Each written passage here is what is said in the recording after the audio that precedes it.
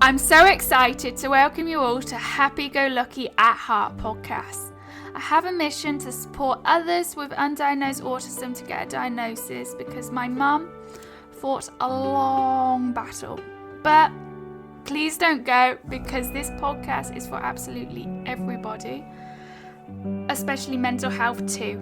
And I mean everybody, because I will share with you lots of unique yet personal stories from all age groups. So please meet your host, Vicky Kidson, otherwise known as me. Buckle up, because it's going to be a long mission. So enjoy and live life to the full.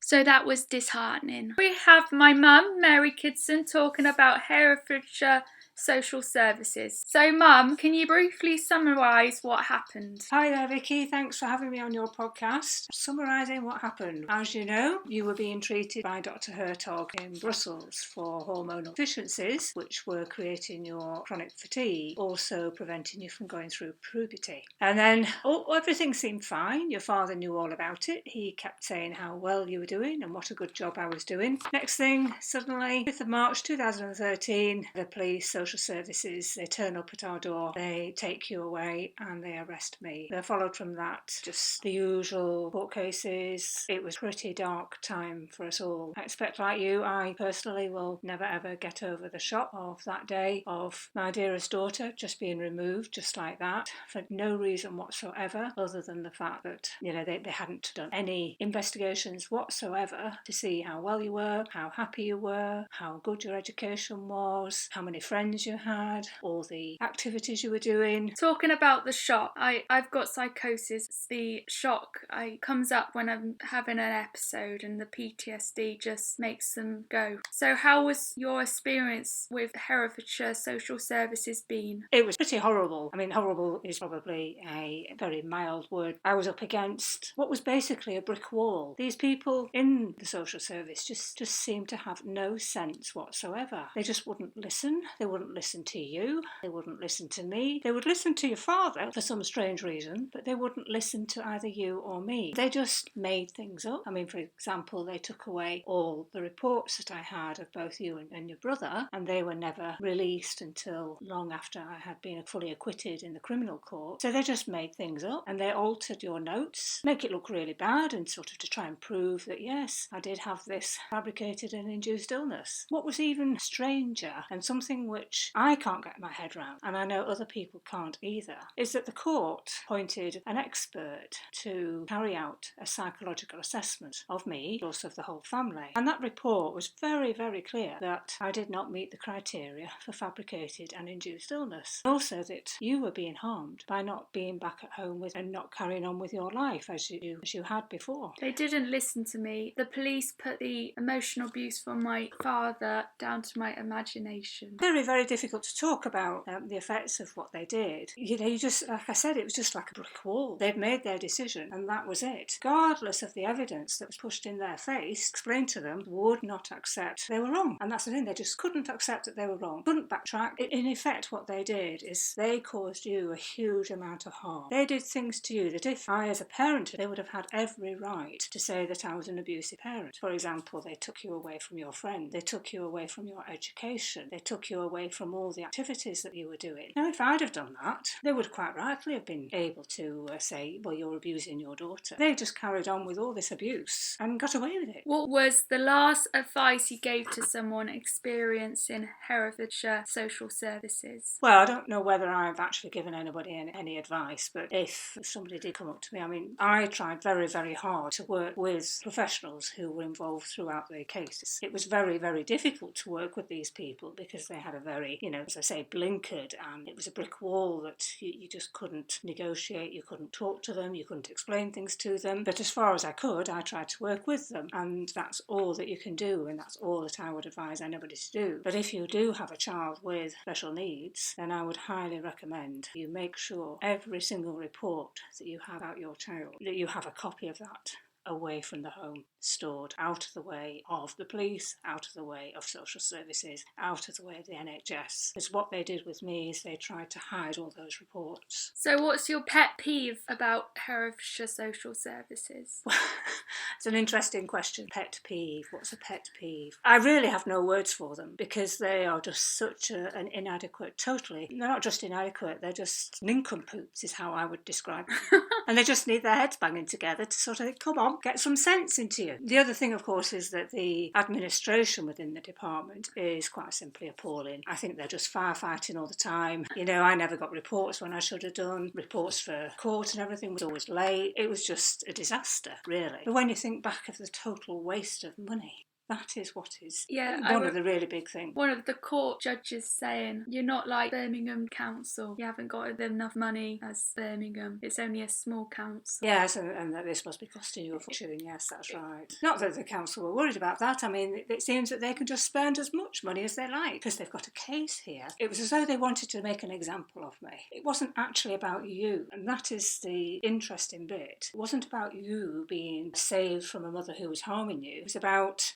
I'd gone off and got you better. Your life was amazing, and I'd done that privately, and that wasn't life. What do you want Herefordshire Social Services to accomplish? Just to do their job properly, and to follow procedures, make sure they follow their procedures, do the job that they're there to do, get it sorted. I mean, it's of no issue to either you or I now because we don't live in Herefordshire, but we do have a lot of friends down there, and we know that the fear that they all live in, we know that we know how, if you live in Herefordshire, the statistics are horrendous about how they just take children just willy-nilly, and yet there's many children who are being left who are really being abused, and they are just left. And this was one of the things that came up with our case, is that a friend of my sister's who runs a nursery in Herefordshire, she was saying, but I'm always asking I can see these children being abused, and I'm reporting them to social services, and they don't do a thing. And yet they just turn up at our house and take you. What major problems did you face regarding being heard? Well, it was virtually impossible to be heard. No matter how hard I tried, then nobody was prepared to listen. And in fact, they didn't want to listen, didn't want to hear the truth. They just wanted to follow what they had decided. They never took my voice into account No, either. they didn't. No, it was horrendous. So much for this, the voice of the child must be heard. And you were there, you were telling them. Your advocate was there telling them. And not once did they listen to you.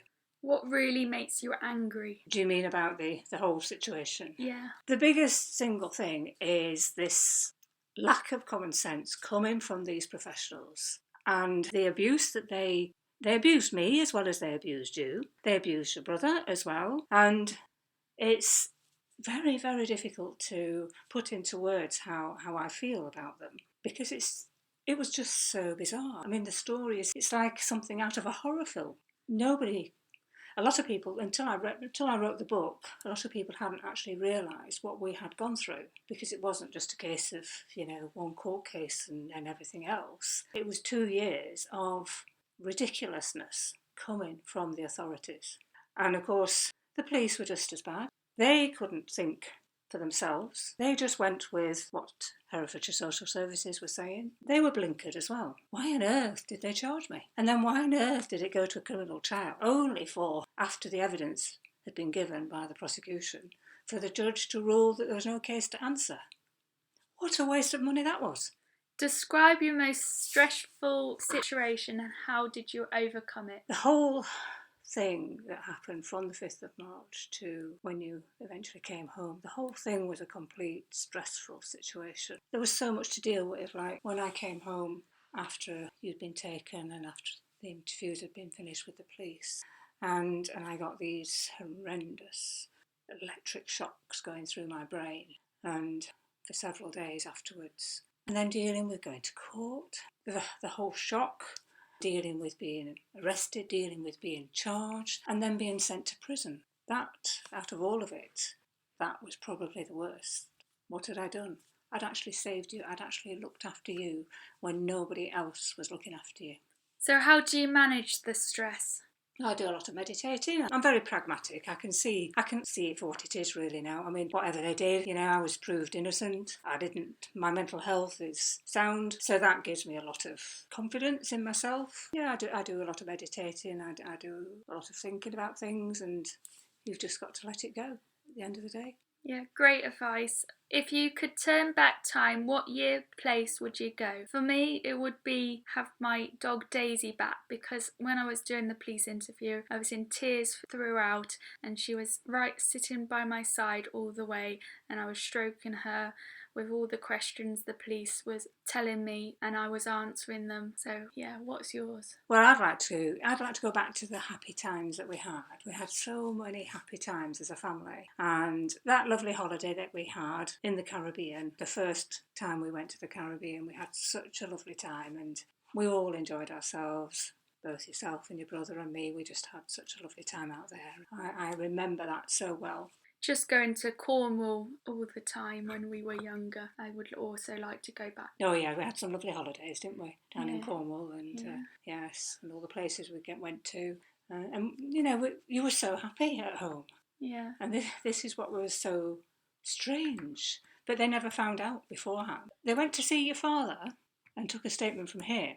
But for some reason, not taking into account that obviously he was an aggrieved husband, because I'd divorced him, and although John would go and stay with him, you never wanted to go on your own. Yeah. And he didn't like that. But they couldn't see through that. No social worker came to see the child me beforehand, so procedure wasn't followed. No, that's right. They could have gone to see some of the professionals that you were seeing outside of the home, because you weren't hidden. You were very much involved in the local community, and there was a lot of professionals, teachers, they were all working with you. They could have gone to them to say, well, what have you seen? Does she look unhappy? Does she talk to you? Does she tell you she's been abused by her mum at home? But no, none of that. No. What's the best advice you ever received? Well, this came from my father many, many, many years ago. He once said to me, people will say things to you that you know isn't true, but you will always know in your own mind what is the truth. I love Grandpa. That's it. That has stayed with me all my life. He's very wise. What quotes inspire you? With that being said, what quotes inspire you? I'd have to have a think about that. Mine's probably "Nowt as queer as folk." Yeah, that's a good one. That is a good one. But yes, I think really what my father said about, you know your own mind. And that's the thing, nobody can actually change what you think, and only yourself. So like like when I was in Eastwood Park, I could, that could have been the end of, I could have found that very difficult, but I took the view that what I thought about would affect how I was. So I could change my thoughts, if you like, and make them positive. And that's what I still do today. I still do that, because your thoughts are completely your own. Yeah. So in 10 years' time, what do you think you'll be most nostalgic about? I don't know is the answer, because we don't know what's going to happen in the next 10 years. I'm hoping that we'll have some really, really happy times during the next 10 years that we all as a family look back on and be happy about. Yeah, I'm actually enjoying Christmas again as well, which is good, much better. Yeah, it's lovely. Yeah, that's such a big thing, and because Christmases were always big, weren't they, in our house? We loved it.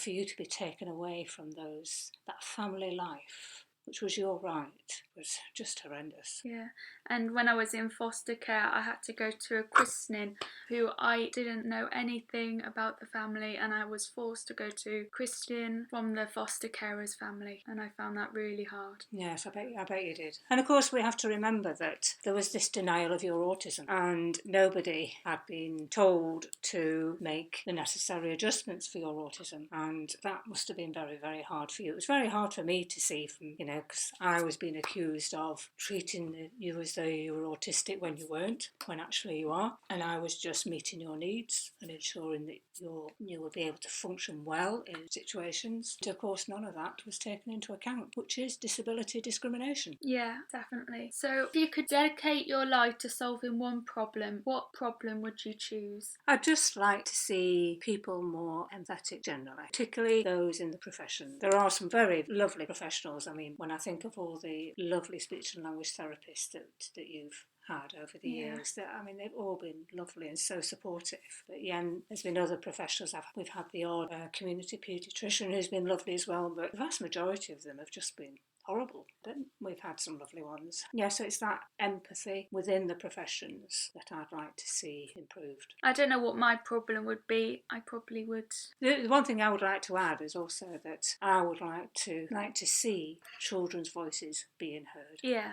Definitely. Yeah, children's voices being heard would be my one problem I would solve. What does your perfect day look like today? It probably has to be going places on the 5th of March when I was taken, and now we replace it with more positive things. We do things. Nice things now, don't we, on the 5th of March? Yeah. To replace the bad memories. Yeah, just having lovely days out. Coffee, you know, being together as a family, having your brother with us as well. Christmas, yeah, enjoying ourselves at Christmas. Just all lovely times. Yes, and our Daisy, it wouldn't be nice if Daisy was still here. But we'll just have to get another Cavalier. Yeah. They're such lovely dogs. Yeah, they're lovely dogs. To finish it off, Marmite, love it or hate it? Love it. Yeah, love it. Love it. Have you tried the Marmite peanut butter? Unfortunately not. There's no way I will try the Marmite peanut butter because I don't like peanut butter. What about the Marmite cheese? Yeah, I'll try that.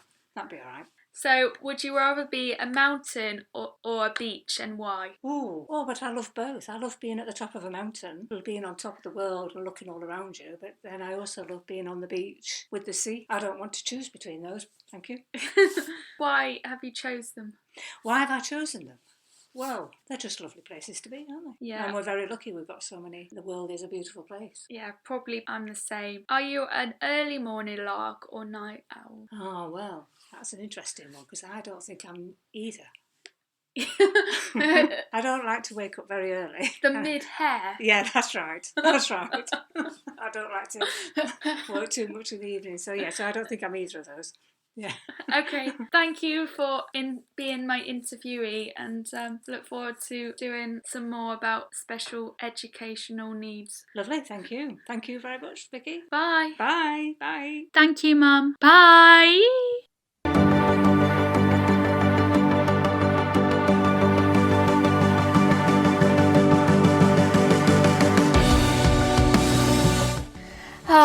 Yet another wonderful interview. Much obliged for you to stay and listen to Happy Go Lucky at Heart podcast. If you enjoyed the show, please keep on boasting about it to your friends and family. And if you have any spare time, please help an independent podcaster get known. So please leave a 5-star review on whichever podcast platform you listen on, and click the link in the show notes for many more ways to connect with me. Bye! Mwah.